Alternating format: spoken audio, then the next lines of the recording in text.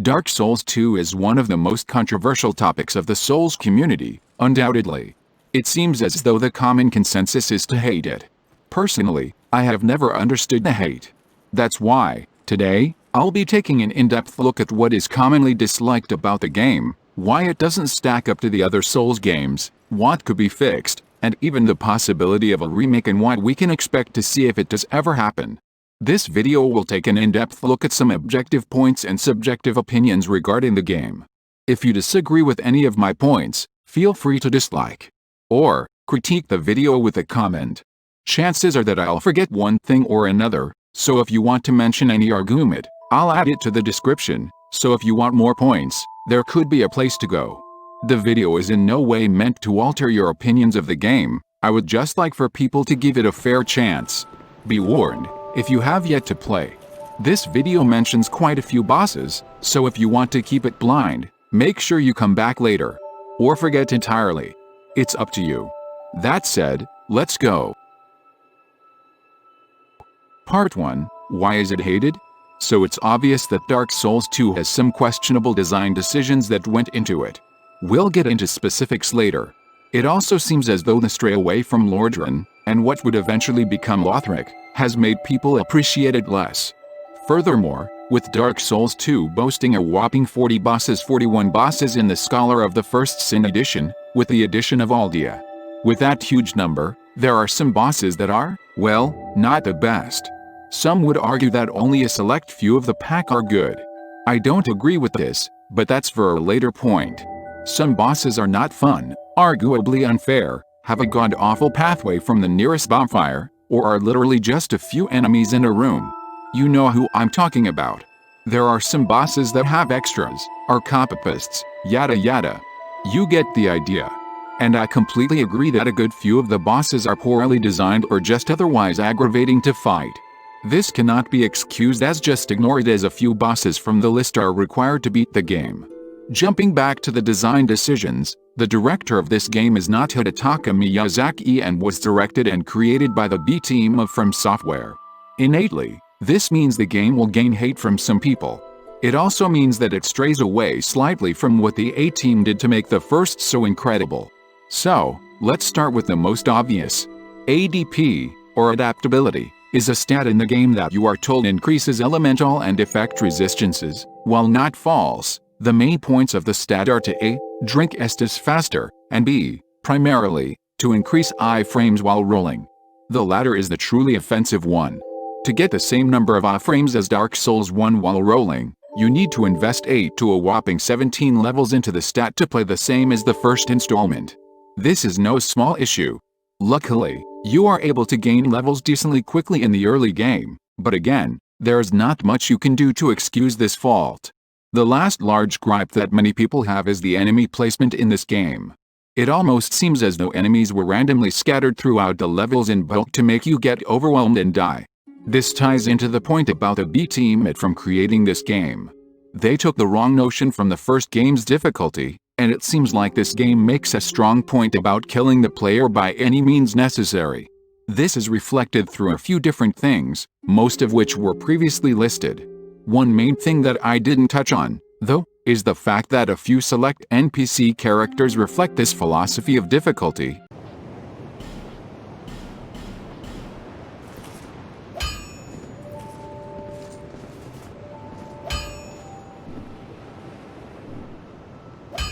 I'll be around if you make it back.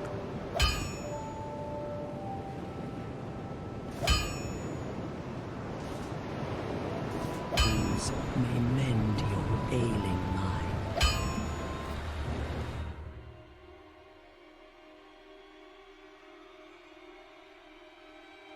You will lose everything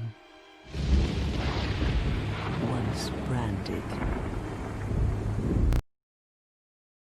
As opposed to the almost hopeful nature of many Dark Souls 1 characters, with the notable exception being, of course, the crestfallen warrior. Goodbye then. Be safe, friend. Don't you dare go alone. This causes Dark Souls 2 to take on a much more violent and bleak atmosphere. These have been the main points of gripe that I see frequently. If I missed any, you can let me know however. A few smaller gripes I haven't personally heard, at least not as frequently, are the weapon movesets, not as deep lore, and a few simply nonsensical shenanigans. Another point to make is that durability in Dark Souls 2 is much more of a pain in the ass than it needs to be. Some weapons come across as borderline unusable because of how quickly they break. This is a problem with the port of Dark Souls 2 to PC. With a doubled frame rate, the items you use break twice as quickly. For some reason, From never bothered to fix this. It may sound at this point like I'm just shitting on the game, but trust me, things eventually get better. Part 2. Why did the game end up how it did? Well, we all know by now that the B team was in charge of this project, meaning that it already would have been considerably different than its older brethren. We may never know if some of the design decisions that went into this game were due to the B team's development of it, or how struggled the development really was. It's not widely known that Dark Souls 2 had ambitions much higher than were realistic, at least for the time. The team wanted to create an entirely new game engine on which it would run, to have some of the best lighting and graphics ever seen in a game at that time. Long story short, as you would expect, this was an utter mess, and the team was forced to heavily downgrade the graphics because of pressing deadlines. And thus, we were left with the lighting system currently in place. Following this incident and how much time it ate up, they were left with little to work with in little time. So, this is why we can see that areas don't do much to really connect with each other in a way that would make sense. Take this transition between the top of Earthen Peak to the Iron Keep. Apparently, we're at the top of a massive tower, and then we take an elevator up and end up in Lava Land. You don't need me to tell you what's wrong with that. The limited development time also lead to the incompletion of some areas. Where Dark Souls 1 has areas like Lost Izalith that were almost entirely unfinished, but everything else seems decently so, Dark Souls 2 has remnants of rushing the game scattered throughout. Take the open, bland emptiness of the houses in Brightstone Cove Seldora, compared to the intricate design of the Cardinal Tower bonfire in the Forest of Fallen Giants, where you can see how much detail the game would have received all around. It truly is sad to think about what this game could have been if the team was allotted enough time. Even when the game was finished and released, Miyazaki wasn't impressed with it and the game had to be re-released, in the form of Scholar of the First Sin. Ironically, most consider this version of the game to be more annoying, but at least the DLC comes with it.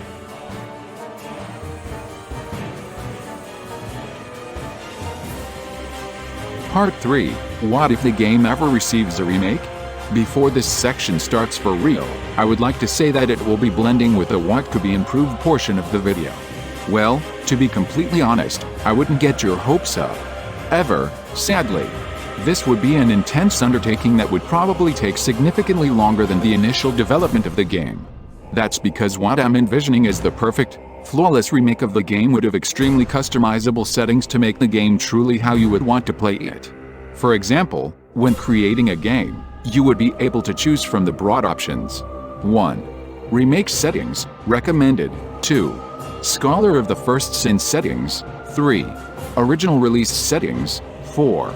Custom. What this would allow for is the true experience of every edition of the game and all of the parts of those editions that you may have enjoyed more than the remake.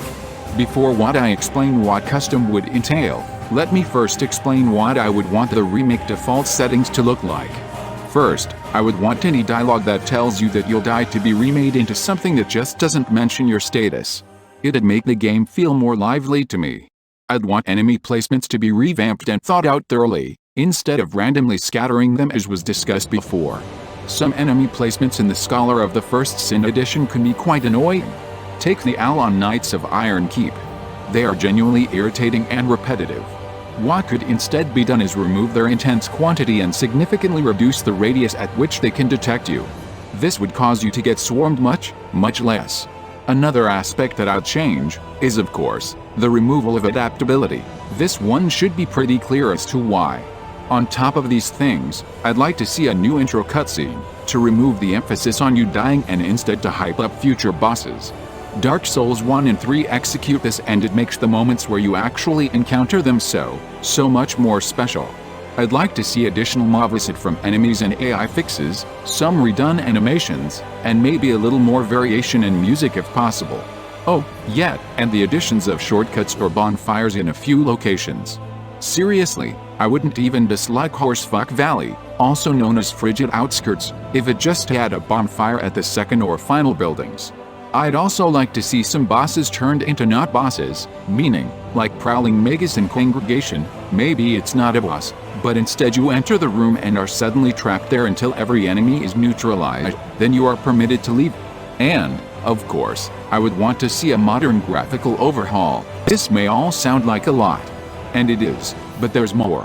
What would really make this remake something special is if you could mix and match your own options to create the optimal Dark Souls 2 experience. How I would see this done is by introducing various selectable options, such as adaptability on or off enemy placement, remake, Scholar Edition, or Original Edition. Dialogue, remake, Original Edition. Bosses, remake, Scholar Edition, or Original Edition. You can see the trend here. I feel like this sort of thing would make Dark Souls 2 at least on par with the other games. This one last point of this section is really more of a miscellaneous sort of problem that I lightly touched on earlier, but would like to go into more detail about now. It would probably fit better into the why is it hated section, but it shouldn't matter too much. Anyways, the problem is that bosses are not hyped up. Ever. Dark Souls 1 hypes up Gwyn, Nito, Seath, Artorias, and a few more in various ways, whether it be through the introductory cutscene, previous fights, or areas preceding. It always feels special when you get to face off against the legend that you've heard about from earlier. Dark Souls 3 does the same, but it seems redundant to cover because we've already gone through what we need to.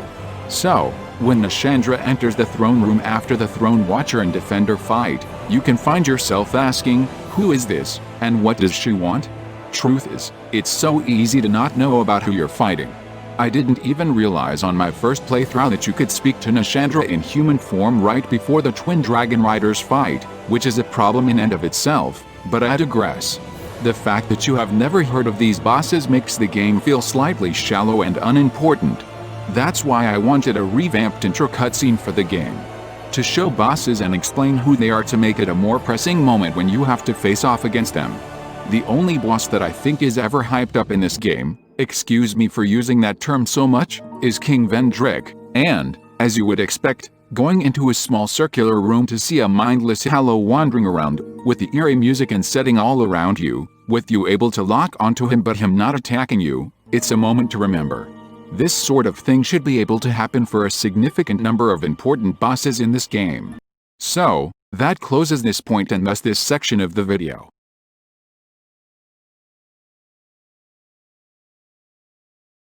Part 4, The Good Parts of Dark Souls 2. Despite everything that I've said about the game thus far, it's important to address the fact that I absolutely adore the game, just as much as the other Souls entries. This game, despite its flaws, has a special place in my heart as the game that I'm, honestly, not sure why I love so much. Maybe it's the charming, yet ever eerie atmosphere of Magilla, as the distant waves crash against the mountainside. Maybe it's the soaring heights of the Dragon area and the shrine way off in the distance. Maybe it's the satisfaction of knowing that I've bested the game that has been trying its hardest to best me throughout its entirety. I don't know. But what I do know is that Dark Souls 2 has a lot going for it. With as many bosses as it has, some are bound to be enjoyable. Of course, this will vary from player to player, but I personally enjoy a good few of those 41. Most of the ones that I don't directly list are either just A. Off the top of my head, I can only think of 6 that I actively unenjoy, with only 2 of them being very offensively bad. Luckily, both of those 2 bosses are DLC and optional. The other 4 are either tedious and easy to mess up, dependent on extra enemies, or just unoriginal. The following list contains the bosses that I do actively enjoy: The Last Giant, Pursuer, Executioner's Chariot, Looking Glass Knight, Flexicle Sentry, Lost Sinner, Ruined Sentinels, Scorpionus Nagica, Mytha, The Baneful Queen, The Rotten, Old Dragon Slayer, Covetous Demon, Smelter Demon and his Blue Buddy, Old Iron King, Demon of Song, Velstead, Vendrick, Dark Lurker, Nashandra, Aldea, Scholar of the First Sin, Alana, The Squalid Queen, Sin, The Slumbering Dragon, Fume Knight, Sir Lon, Burnt Ivory King, and Ava, the King's Pet. That's quite a hefty list, and is probably mostly responsible for why I like this game. For the sheer amount of content it has, it's bound to have many high points, if some lows. Your enjoyment of the game will undoubtedly depend heavily on which bosses you do and don't enjoy, and how patient you can be.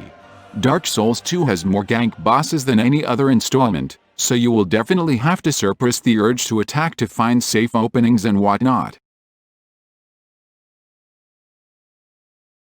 Closing statement: why you should give Dark Souls 2 a chance if you haven't already. I know it seems a lot like I rambled throughout this video on various topics that made the game seem tolerable, at best. Trust me, though, when I say that Dark Souls 2 is critical in the series, if nothing else, for one reason alone. Be honest, would taking that step into Anor Londo for the first time have been nearly so magical if you had done the same in Dark Souls 2? Would seeing all of your favorite characters make cameos in the third game have been such a heartwarming, or heartbreaking, experience, if you had seen the exact same thing in the second game? Point is, I feel like a quick visit to Drangleic for a game is what made the third game so special to a lot of people. Drangleic has a lot to offer, ranging from what I believe is the most varied selection of weapons and armors in the series, to some really badass animations, to a laughingstock of horrible animations. Even if you end up hating the game, you can probably find some fun in poking holes in the game, or its animations, or whatever. As of writing this, there's a graphical overhaul mod on its way that seems to also be adding some quality of life changes. It definitely won't be a remake of the scale described, but it's definitely something that you can consider if the graphics bug you. I find Drangleic to be home to some of the most unique experiences from the franchise that you will never find in From Software's other games. Do yourself a favor and take a step into the good and the bad, the highs and the lows, the ups and the downs, and maybe you'll find a passion for this game like I did. That's all for now. Have a good one.